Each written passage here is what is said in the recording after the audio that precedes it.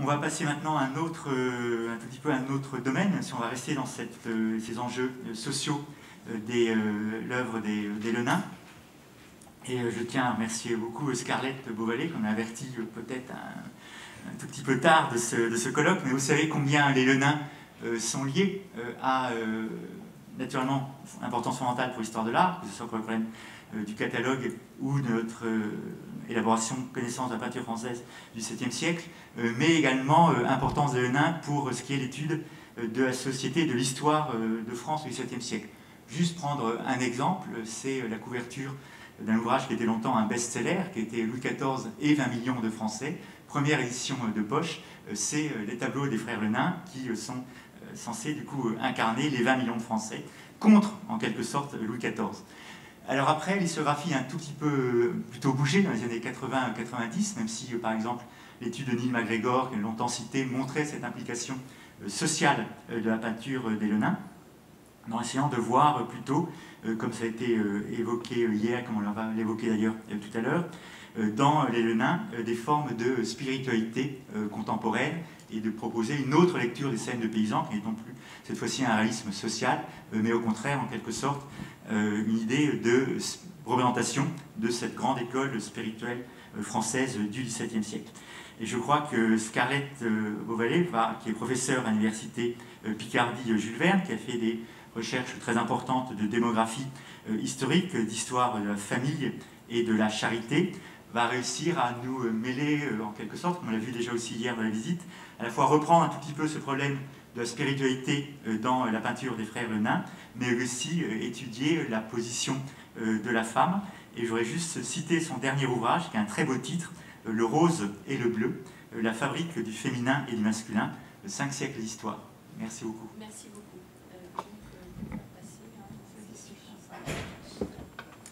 Alors, je vais d'abord commencer par remercier le Louvre-Lens, les commissaires de l'exposition et les organisateurs.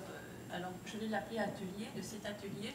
Je préfère à colloque parce que ça va me permettre à moi-même de poser des questions et de ne pas peut-être proposer une communication achevée.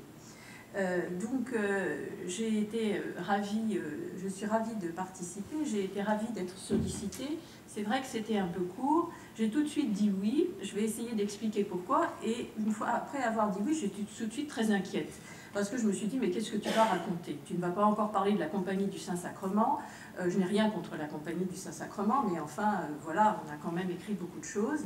Donc, voilà, je voudrais évoquer rapidement tout cela en introduction. Alors, évoquer aussi tout ce qui s'est dit hier et qui m'a marqué. Donc, j'ai appris beaucoup. Je remercie vraiment tous les orateurs. Je ne parle pas en dernier, donc je ne peux pas parler de ce qui va suivre, mais le programme m'intéresse beaucoup. Donc, je voudrais revenir sur ce qu'on a dit hier. 2 ou 3 choses. Il n'y a pas de sujet. Pierre Osambert y a insisté de manière provocatrice, voilà, à dessein, je pense aussi. On y a reparlé un peu avec lui après, parce que, bon, il n'y a pas de sujet. Donc, je vais essayer de montrer qu'il y a un grand sujet. Donc, il m'a parlé évidemment des Poussins. J'ai bien été d'accord que les Lenain n'étaient peut-être pas des peintres aussi cultivés que Poussin, intellectuels que Poussin. Mais donc, je vais essayer de montrer qu'il y a quand même un grand sujet, 2 grands sujets. Et puis, je dois dire que, donc, quand vous me l'avez proposé, je prépare les étudiants, je vais aller assez rapidement, mais je pense que c'est important de le dire, je prépare les étudiants au CAPES, et le CAPES a changé de formule ces 5 dernières années, tous les ans. Bon.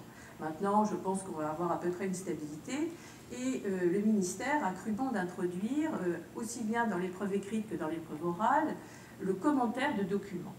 Donc, il s'agit, on a un corpus à présenter, il s'agit dans ce corpus de présenter à la fois des sources et de l'iconographie, beaucoup d'iconographie, au moins 50% d'iconographie, et aussi bien à l'écrit qu'à l'oral, les étudiants doivent utiliser ce qu'on appelle un document maître, donc voilà, qui peut être une peinture, un monument, un objet, etc., et le commenter.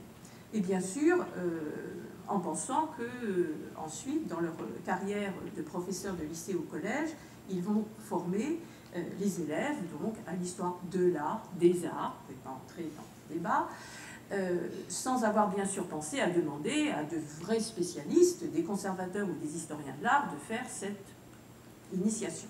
Donc c'est revenu au professeur d'histoire et de géographie qui doit faire l'histoire de l'art, l'éducation civique et morale, être citoyen, etc. etc.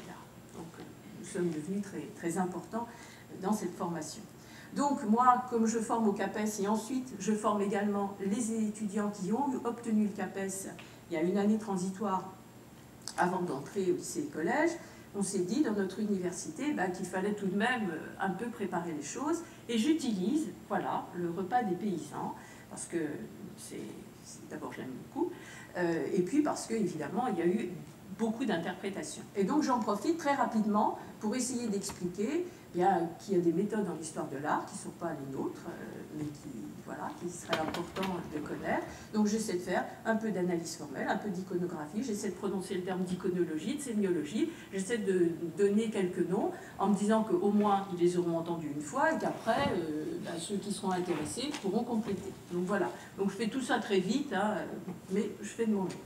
Et puis avec ce repas des paysans, eh bien, j'essaie de montrer que depuis Champfleury, on a posé beaucoup d'interprétations. C'est là-dessus que je voudrais revenir.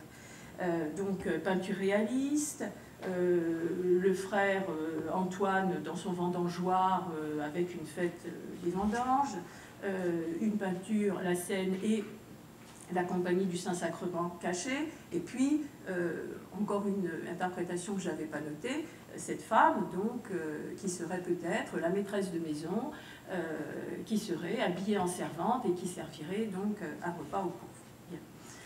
Alors à partir de là, je voudrais redire une chose sur l'interprétation, puisqu'hier, dans cette magnifique visite que vous nous avez fait faire, on a insisté sur des œuvres. Les interprétations, et puis alors une chose aussi, que je n'ai pas construit mon introduction, donc il y a beaucoup de choses. À la fin du débat hier, c'est ça que je voulais dire et que j'avais oublié, vous avez dit qu'on allait demander aux différents intervenants comment ils allaient faire progresser les nouvelles questions. Puis on n'a pas eu le temps. Alors finalement, personne n'a dit comment on allait faire progresser les choses. Alors je voudrais revenir sur pas de sujet, comment on va faire progresser les choses. Et moi, comment je me positionne. Donc, beaucoup d'interprétations ont été données, beaucoup, je dirais, sont données avec des arguments, de vrais arguments. Et finalement, je me dis que quand on a parlé hier d'un certain nombre de tableaux, on s'est demandé pourquoi beaucoup d'enfants, qu'est-ce qu'ils faisaient, pourquoi ce mélange des catégories sociales. Et bien moi, je me dis que sans doute il y a plusieurs interprétations et que c'est peut-être pas là-dessus que je vais intervenir, parce que je pourrais en proposer une autre, voilà, qui sera peut-être pas ni meilleure ni moins bonne que d'autres. Mais je pense que finalement, c'est peut-être pas comme ça qu'on pourra faire progresser les choses, parce que je me dis que c'est merveilleux qu'on ait la possibilité de donner toutes ces interprétations et que finalement ça laisse à la création de l'artiste, à sa créativité, eh bien, une marge que finalement on n'appréhendra peut-être jamais. Et à moins de retrouver dans les archives un commanditaire qui, peut-être ça se fait plutôt au 16e, je ne sais pas trop pour le 17e, qui demande très précisément, vous allez me représenter, moi, en telle position, etc., peut-être qu'on saura finalement jamais exactement ce que c'est. Et je me dis que c'est cette part du mystère qui me plaît aussi. Et finalement, donc, je ne vais peut-être pas tellement intervenir sur mon avis personnel, et en plus, je n'oserais peut-être pas le donner après, mais après ce que j'ai entendu, finalement, pourquoi pas, c'est pas mon avis personnel, mais je voudrais peut-être insister sur le contexte. Alors là, avec les deux exposés que j'ai beaucoup appréciés, on a parlé donc des Lenain, vous avez dit peintre de la réalité matérielle aussi, avec les vêtements, vous ne l'avez pas dit, mais c'était aussi avec les instruments. Eh bien moi, sur le modèle de culture visuelle, je voudrais revenir sur cette culture socio-culturelle, religieuse, qui est celle de ce petit nombre d'années, 1600, je dirais 1640, un nombre d'années finalement assez court, qu'on peut qualifier, selon les travaux de Jean-Pierre Buton, d'humanisme dévot, qui ne dure pas très longtemps et qui change radicalement après les années 1650, où on est toujours évidemment dans une culture religieuse très importante, mais différente. Et il me semble, et ça m'a un peu rassurée après quand j'ai pensé à cela, il me semble que ces années extrêmement importantes donc, de ce premier XVIIe siècle peuvent peut-être permettre de comprendre un certain nombre de choses qu'on retrouve dans la peinture des Le Nain et qui finalement pourraient apporter un certain nombre d'explications. Alors, pour bâtir cet exposé, donc j'ai commencé par lire, et c'est en cela que ça a été un peu court, donc j'ai eu beaucoup de choses à lire. J'ai beaucoup apprécié les deux catalogues, le catalogue américain et le catalogue que vous avez proposé. J'ai lu évidemment, bien sûr, les travaux plus anciens, et puis j'ai regardé ses œuvres. Et en regardant ces œuvres, je me suis dit qu'il y avait un ensemble d'éléments qui suscitaient mon interrogation et où je pouvais peut-être apporter un certain nombre d'éléments. Donc c'est ce que j'ai fait. Et je voudrais... la flèche, oui, c'est ce que j'ai fait. À droite, voilà. Et je voudrais revenir sur un certain nombre d'éléments. Alors je suis bien d'accord et tout à fait convaincue qu'il y a des objets qui sont des objets d'atelier, que les Le Nain réutilisent, et qu'il y a un certain nombre de portraits, peut-être types, enfin donc qu'on retrouve dans les œuvres. Mais ces verres de vin, ces verres qui sont absolument magnifiques, le vin, je ne suis pas très étonnée, parce qu'on sait très bien qu'au XVIIe siècle, on en boit beaucoup. Ce vin clairet donc, est produit dans la région de Laon. Le Lannoy est une grande région de vignobles, donc la présence du vin, voilà, n'est pas trop surprenante. La présence des verres l'est beaucoup. Dans les inventaires après décès des paysans riches, on trouve plutôt des gobelets en étain, mais pas des verres en verre. Saint-Gobain, ça arrive bien après, 30 ans plus tard, donc on ne peut pas du tout évoquer cela. Et cette présence des vers, voilà, donc différents personnages les tiennent, des femmes également, alors là j'ai remis, et puis des enfants, des jeunes gens. Alors lui, il a un verre vide. Donc ça, une interrogation, et à la présence du vin est mêlée souvent la présence du pain. Alors évidemment, voilà, quand on voit le pain et le vin, on l'associe évidemment à l'Eucharistie, et quand on est au XVIIe siècle, ce n'est pas quelque chose de très surprenant. Alors ça, c'est un premier élément. Alors l'autre élément qui m'a... Et puis, ce verre de vin ici, là, voilà, on ne sait pas très bien quand même ce qu'il y fait. Alors, il faut quand même trouver, même s'il n'y a pas de sujet, quand même trouver un certain nombre d'éléments qui expliquent qu'on est cru bon, que les peintres aient cru bon. Alors, moi, je fais les peintres aussi, parce que alors là, depuis hier, j'avais mis des noms, mais maintenant, c'est fini. J'ai pris ceux du catalogue, mais voilà, j'ai mis les peintres. Donc ce verre de vin. Alors je reviens aussi sur cette scène, donc avec le pain, qui est souvent associé, enfin, je ne vais pas tous les montrer, j'ai peu d'images, puisque finalement je vais parler plutôt d'autre chose. Alors je voudrais aussi insister sur la présence féminine. Non, je vais remettre celle-là. Cette présence féminine, on a effectivement, vous avez rappelé les travaux qui ont pu être publiés sur la manière de représenter les femmes et sur le discours sur les femmes.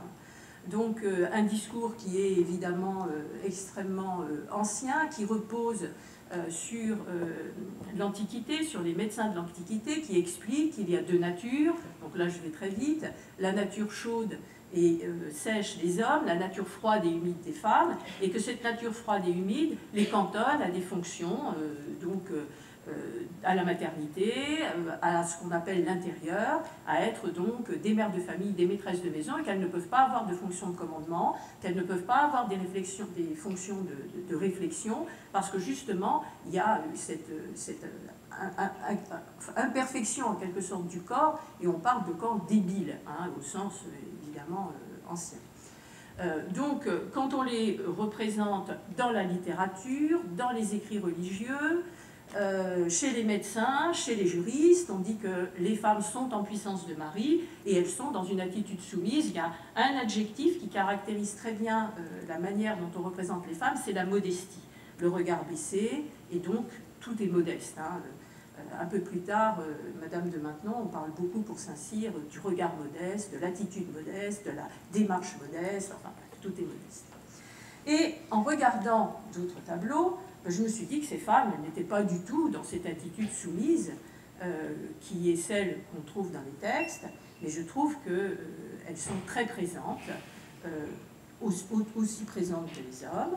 Voilà, donc là encore, très présente, dans la forge encore, cette femme est très présente.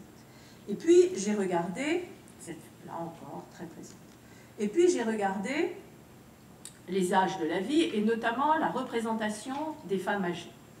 Je regrette un peu pour le rose et le bleu.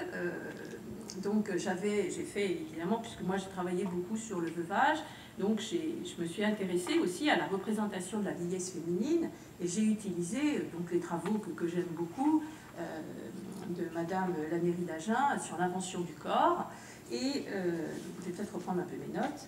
Et j'ai donc suivi ce qu'elle disait, qu'il y avait évidemment une différence très importante de représentation de la vieillesse masculine et la vieillesse féminine, qu'en quelque sorte, au moment de la ménopause, la femme avait achevé, je dirais, sa fonction utile, puisqu'elle ne pouvait plus faire d'enfants, et qu'il y avait une sorte de retournement de l'idéal de beauté, et que ça expliquait qu'on représente, et elle en donne donc de nombreux exemples que j'ai repris, qu'on représente des femmes âgées, voilà, pas je dirais, avec soit en vieille coquette, repoussante, aux cheveux clairsemés, avec beaucoup de rides, enfin des portraits voilà, difficiles hein, de ces femmes.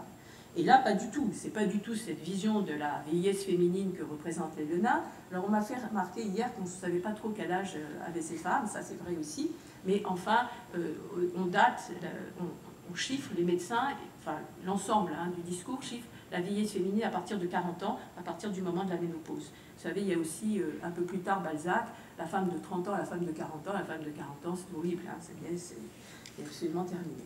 Alors, de très beaux visages, hein, voilà. Alors, il y en a quelques vieilles qui reviennent hein, dans plusieurs tableaux où on voit que manifestement c'est le même personnage. Puis c'est là que j'aime beaucoup. Alors, il y a une magnifique description de ces vieilles, hein, de Thuillier, qui dit que c'est ce qu'on a représenté de plus beau dans la peinture française. Je ne sais pas si je dirais ça, mais enfin, moi je suis très sensible, je les trouve vraiment magnifiques. Et je me suis dit que ça ne cadrait pas complètement.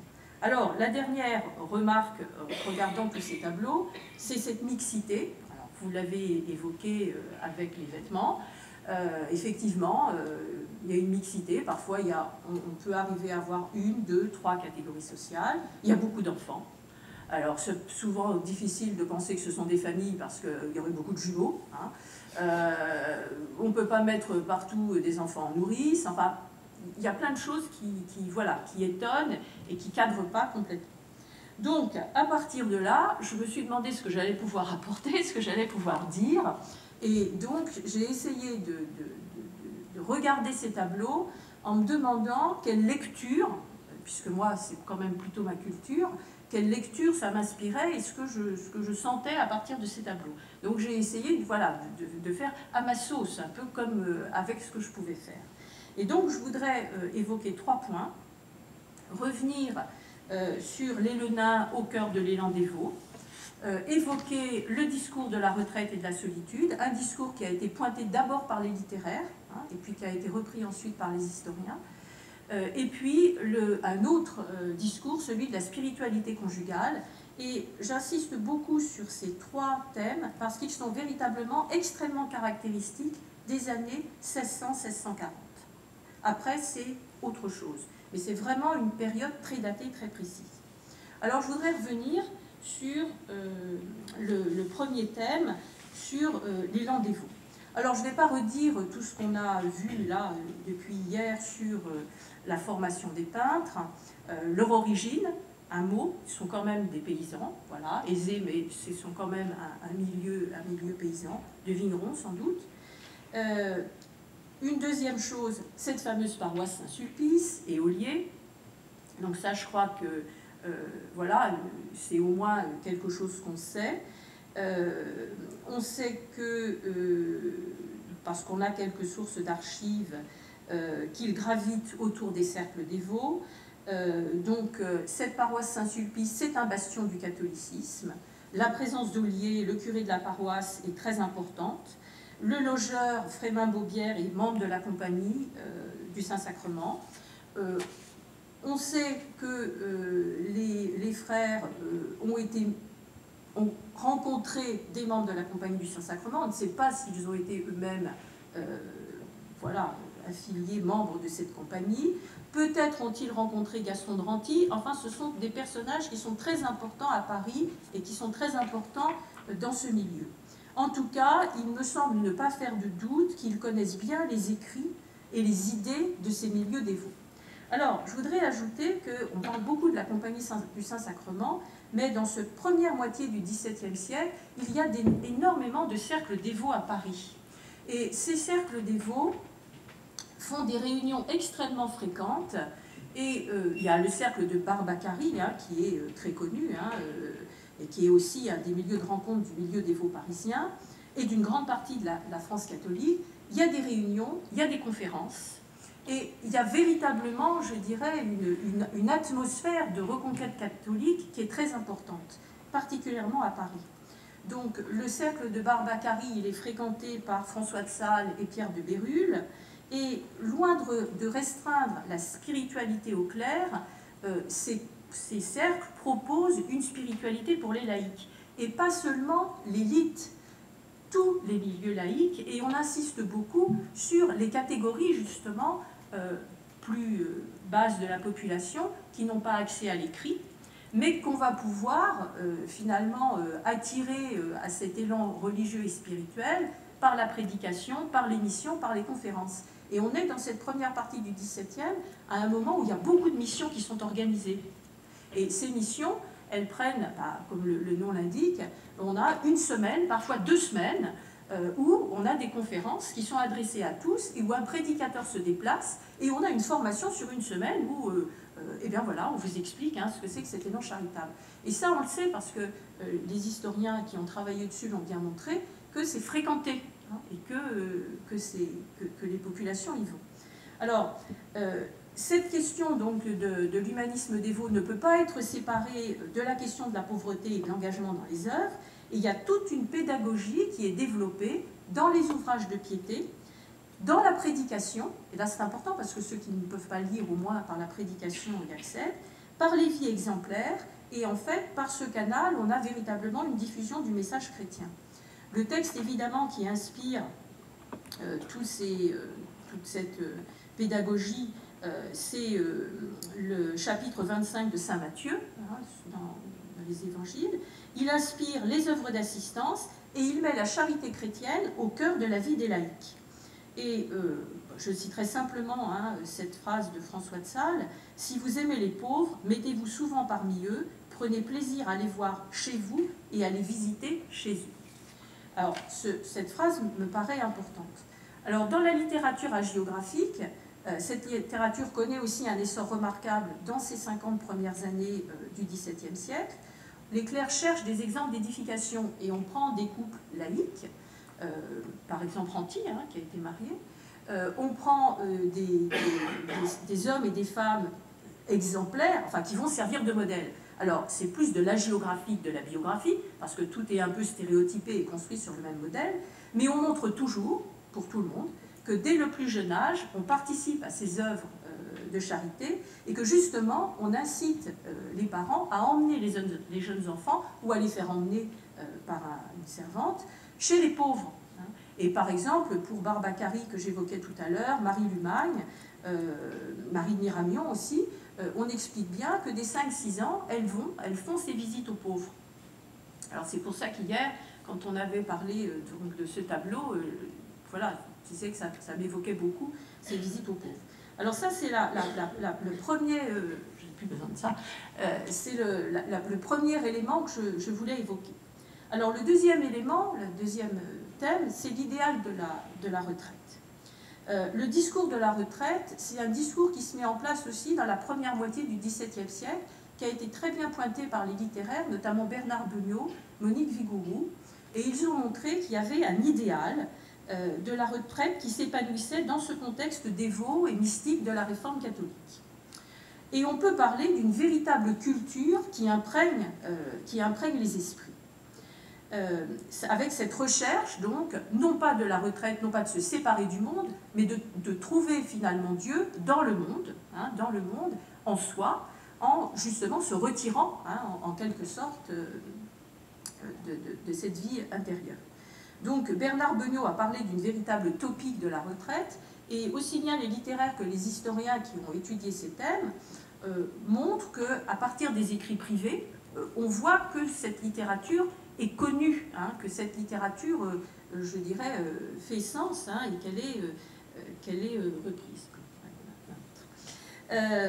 Donc, je passe un peu vite, donc topic de la retraite, qui touche évidemment les élites, parce que c'est un discours quand même assez difficile, mais qui ne touche pas que les élites. Parce qu'on essaie de l'adapter aux populations plus basses, en leur montrant que finalement, eh bien, trouver Dieu, c'est adapté à chacun et à ce qu'on est finalement dans la société, et avec la culture qu'on a dans la société.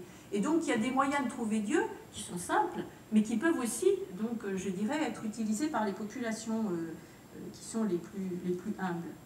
Et je reviendrai au lié que mes collègues historiens donc, ont beaucoup utilisé, en partie, pas seulement Joël Cornette, bien avant, Pierre Deyon avait déjà utilisé ce texte, à propos de la sanctification de la vie quotidienne et du repas. Là, on comprendra bien où je vais en venir. Nous pouvons rendre nos repas des figures du repas de Jésus-Christ. Dieu désire que nous ayons devant les yeux de l'esprit la communion sous les espèces du pain quand nous le mangeons à notre table. Les chrétiens doivent faire tous leurs repas avec souvenir du repas et de la scène de Jésus-Christ. Alors, sans imaginer que c'est une représentation de l'Eucharistie, quelque chose de masqué, de la compagnie du Saint-Sacrement, et qui me semble assez compliqué, hein, voilà, on explique quand même à la messe tous les dimanches que quand on mange, voilà, c'est le bénédicité, c'est la bénédiction, c'est le repas du Christ. Voilà, merci bien. Celui-là, voilà. Donc, c'est un point qui est important. Et dans cette recherche de la vie intérieure, François de Sales, encore lui, est très important parce que dans l'introduction à la vie dévote, il explique que les femmes participent à cette sainteté et que justement, alors elles sont peut-être froides et humides, comme j'ai dit tout à l'heure, mais que cette infirmité, entre guillemets, les amène aussi, elles sont plus prédisposées peut-être à trouver Dieu, plus prédisposées que les hommes à trouver Dieu. Alors il l'explique très bien dans l'introduction à la vie dévote, qu'elles sont prédisposées à l'amour divin et que ce sont peut-être elles qui vont amener leur mari, ce sera la dernière partie que j'évoquerai, à trouver Dieu. Leur mari, leurs enfants évidemment, hein, puisque c'est les rôles très importants qu'il leur est donné. Alors, l'atmosphère qui préside à ces scènes d'intérieur, hier, hein, on a bien montré que effectivement, c'était des tableaux qui se rapprochaient des peintures du Nord, hein, des scènes, mais avec une atmosphère, une ambiance très différente, hein, qui est vraiment particulière et unique au Lenain. Alors quand je regarde ces tableaux, évidemment, ils évoquent pour moi toute cette ambiance. Alors je ne sais pas dans quel morceau le prendre, on accuse, oui, souvent les historiens d'instrumentaliser les œuvres. C'est pas faux, hein, alors voilà, je plaide coupable tout de suite. Hein. Donc, est-ce qu'on retrouve chez les Lenains ce discours? Est-ce que les Lenains, justement, font passer ce discours? Voilà, je ne dirais pas du tout, je dirais pas, je ne sais pas. Mais en tout cas, pour moi, c'est quelque chose qui est fort et qui évoque toutes ces lectures donc sur ce premier XVIIe siècle. Alors, la troisième partie, c'est celle donc de la spiritualité. Alors là aussi, pour promouvoir donc cette reconquête catholique, les clercs, toujours, hein, j'insiste beaucoup sur cette chronologie parce qu'après c'est différent. À l'issue du Concile de Trente, donc, ils vont revaloriser le couple, valoriser le couple beaucoup et la condition féminine. Le couple avait été longtemps dévalorisé en raison donc de ce qu'avait dit saint Augustin sur la sexualité, qui est un péché même quand on est marié, péché véniel puisqu'on est marié légitimement devant Dieu, mais péché quand même. Et donc, toujours avec François de Sales et bien d'autres que je ne cite pas là parce que je n'ai pas le temps, on revalorise ce couple et on montre que ce couple, il peut faire route à deux vers Dieu avec ce mouvement de la spiritualité conjugale. Et on redonne donc aux femmes une place très importante dans ce courant de la spiritualité conjugale, avec une association avec l'époux, pas une soumission à l'époux, avec chacun des rôles bien différents. Donc ce n'est pas en termes d'égalité, d'inégalité qu'il faut voir les choses, on serait anachronique, mais en termes de complémentarité. Et donc ces textes valorisent beaucoup le rôle des femmes, ce qui m'amène à évidemment trouver que ces femmes, elles sont très valorisées dans les peintures de Lenain. Il y a de très belles figures féminines. Et il y a énormément, toute une production qui est européenne, hein, pas seulement française, de manuels de comportement. Alors il y a les avis pour les gens mariés, il y a les avis pour les gens seuls, pour les veufs, enfin tout le monde a finalement son modèle de vie. Et ce modèle de vie, ben, c'est le modèle que j'ai décrit tout à l'heure, c'est le modèle de la retraite, de la spiritualité, de la dévotion, etc. Et cette littérature-là également, elle est véhiculée par la prédication. Donc il y a ceux qui peuvent la lire, et puis il y a ceux qui ne peuvent pas la lire, mais qui l'écoutent hein, très régulièrement. Et on dit que le foyer doit être conçu comme une sorte de monastère. Alors, foyer conçu comme une sorte de monastère, évidemment, quand je regarde ces quelques tableaux, il y en a peu finalement, hein, des scènes d'intérieur. Je ne sais pas, sur les 200 tableaux qui ont été cités de l'inventaire, ce qui a été perdu, ce qui a été détruit, finalement, il y a peu de scènes. Où on dit que les deux époux donc, doivent s'engager à être fidèles l'un envers l'autre, à s'entraider, à s'unir autour de cette famille et à progresser vers Dieu. Et puis, évidemment, toujours dans cette spiritualité conjugale, on donne aux personnes âgées un rôle très important. Alors, on voit beaucoup ce mélange hein, des âges de la vie dans ces tableaux des Lenain. Et ce discours aussi qui est très important, c'est celui donc de la préparation à la mort, puisqu'on explique que se préparer à la mort, ben, c'est tout de même l'objet de la vie, hein, préparer son salut, et on donne un certain nombre, et je conclurai là-dessus, ne vous inquiétez pas, et on donne un certain nombre de choses à faire, donc l'oraison mentale, la méditation sur le crâne, les vanités, hein, on a évoqué hier les vanités, j'y reviendrai en conclusion, faire son testament, et puis donc déjà se préparer à ce retrait du monde. Et la vieillesse est valorisée dans cette dimension donc, de spiritualité conjugale. Alors, je conclus, parce que voilà, j'ai terminé mon temps. Donc, ce que je proposerais, à la fois pas grand-chose, parce que je ne vais pas, voilà, puisque j'ai entendu hier, bien modestement, hein, je donnerai cette contribution, mais il me semble qu'on ne peut pas, je dirais, enfin, séparer ces tableaux de cet univers qui imprègne véritablement la société. Et je voudrais, donc je reviendrai à, pas de sujet grand, ben moi très grand sujet, parce que c'est un sujet social, c'est le sujet qui préoccupe ben, les chrétiens, et qui préoccupe l'Église, et qu'on martèle, qu'on rabat, donc très grand sujet. Voilà, peut-être pas un sujet intellectuel, mais en tout cas un sujet spirituel. Hein, voilà pourquoi j'ai appelé ça ma communication de la spiritualité dans le quotidien. Alors donc très grand sujet. Finalement, bah, pas forcément une volonté des peintres de passer un message, mais quelque chose qui fait partie de leur univers, de leur culture, et qui vont mettre voilà, à côté d'autres choses, parce que peut-être qu'ils n'avaient pas décidé voilà, de faire une œuvre de propagande en quelque sorte, hein, mais en tout cas qui vont insérer. Alors ça c'est une chose, et puis peut-être proche effectivement des vanités, parce que bah, cette vanité c'est pas comme ça, on est bien d'accord, mais après tout, voilà, on peut quand même peut-être utiliser aussi ce terme.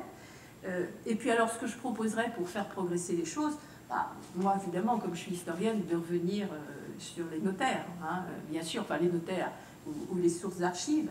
Et donc je disais hier que bah, moi comme je travaille en Picardie, on travaille beaucoup avec Laon et avec Michel Sarter, hein, qui s'occupe des archives départementales, et j'ai des étudiants qui ne sont pas des historiens, qui sont des étudiants qui se destinent à être archivistes.